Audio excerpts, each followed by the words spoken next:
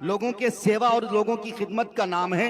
ये बंदे ने ये काम करके दिखाया। मैं अल्लाह से दुआ करता हूं कि अल्लाह इनके कदम को और इनके हौसले को और बुलंद फरमाए और इनको इस्तिकामत के साथ लोगों की खिदमत करने की तौफीक अता करे। साथ ही साथ शायद ये मुद्दा इसमें शामिल हाल न हो, लेकिन मैं एक बात आपको ये बता देना चाहता हूं, हिंदुस्तान के हालात जिस तरह के हैं, हम मुसलमान हैं और हम हमेशा ये कहते आए हैं और मेरा ये नजरिया और ईमान और अकीदा भी है।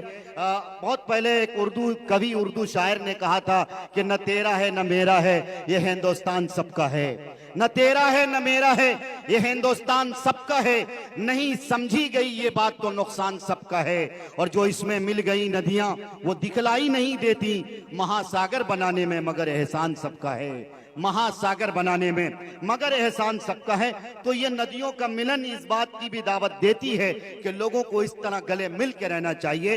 हिंदुस्तान की एकता अखंडता, हिंदुस्तान की गंगा जमनी तहजीब, हिंदुस्तान में हिंदू मुस्लिम भाईचारे की मिसाल और जो तस्वीर कल तक खूबसूरत दिख रही थी वो तस्वीर जरा भद्दी नजर आ रही है। और हिंदुस्तान की ये तस्वीर भद्दी जो नजर आई है उसकी सबसे बड़ी वजह ये कि हिंदुस्तान के संविधान पे हमला हो रहा है। आए दिन हिंदुस्तान के संविधान को काला करने की हर मुमकिन कोशिश की जाती है, लेकिन एक शेर, जिस शेर के दहाड़ की वजह से लोगों के पेट में दर्द हुआ करते हैं, जिस शेर के दहाड़ की वजह से या तो लोग उनको बीजेपी की बी टीम कहते, चाहे कोई कुछ कह दे, लेकिन वो असदुद्दीन अवैसी जो मेरा मर्द मुजाहिद, जो मर्द कलंदर, आपके गली कोचे से लेकर हिंदुस्तान के पार्लियामेंट तक आपकी आवाज बुलंद करते हैं, ये आपको मानना पड़ेगा।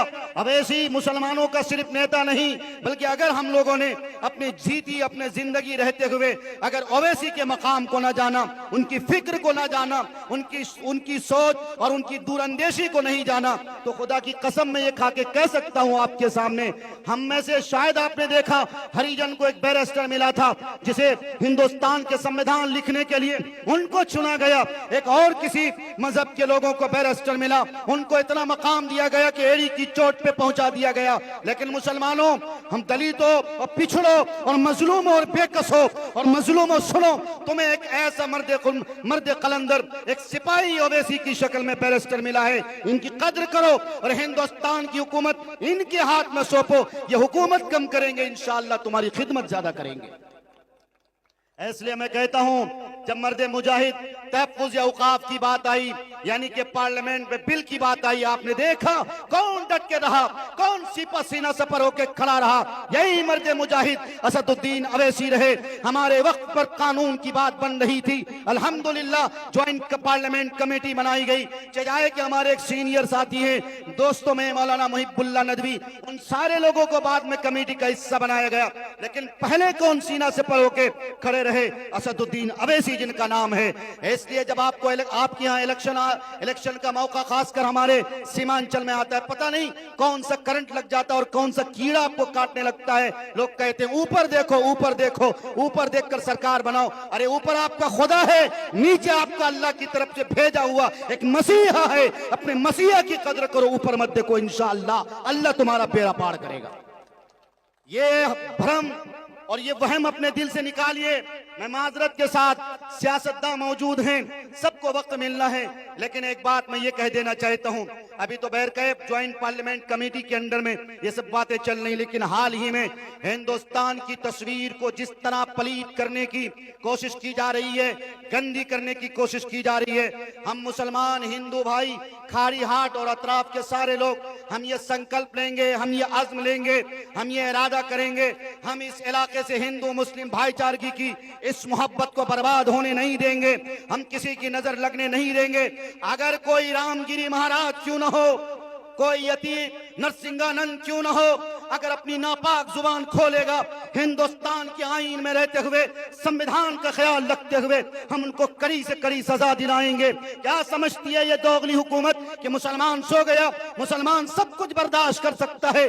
तुम मुसलमानों के घरों पे बुलडोजर चलाओ, मुसलमानों के बच्चों को मार दो, मुसलमानों के घरों पे आग लगा दो, लेकिन मुसलमान कभी अपने नबी के नामूस पर हमला बर्दाश्त नहीं कर सकता है, कभी नहीं कर सकता।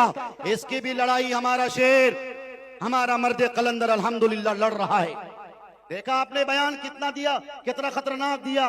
लोग कहेंगे कि बीजेपी को फायदा मिल रहा, अरे आप तो हवा भी छोड़ते हो तो बीजेपी को फायदा मिल रहा, तो हवा छोड़ना बंद कर दोगे? मत किया करो ऐसी बातें, नहीं अच्छी लगती हैं आपकी जुबान से ऐसी बातें। आप गुलाम रसूल हो, गुलामियत का सबूत पेश करो। आओ उठ खड़े हो जाओ। मैंने अख्तरुल ईमान साहब से उलमा हम सारे लोग मिलकर अल्हम्दुलिल्लाह फोन किए हैं। इम्तियाज जलील औरंगाबाद से लेकर मुंबई तक महाराष्ट्र के इतिहास में, महाराष्ट्र की तारीख में ऐसी बड़ी रैली कभी नहीं निकाली गई थी। हिंदुस्तान गवाह है, हिंदुस्तान की तारीख गवाह है।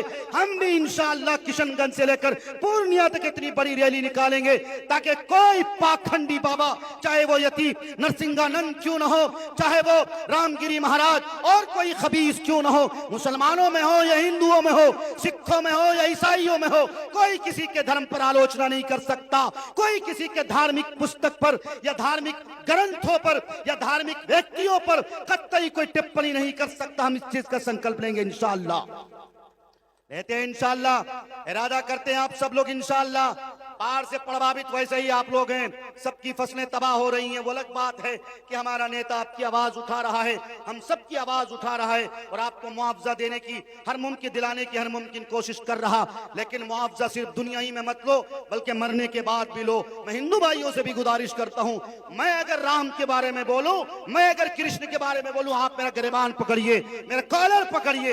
लेकिन अगर आप में से भी कोई बोलता है, उसकी भी गिरफ्त होनी चाहिए, उसकी भी पकड़ होनी चाहिए। हिंदुस्तान सबका है, इसके जुल्फों को सबने संवारा है, इसका मुझे ख्याल रखना इंशाअल्लाह। बस इन्हीं चंद बातों के साथ मैं अपनी बात खत्म कर रहा हूं, इस इरादे और इस उम्मीद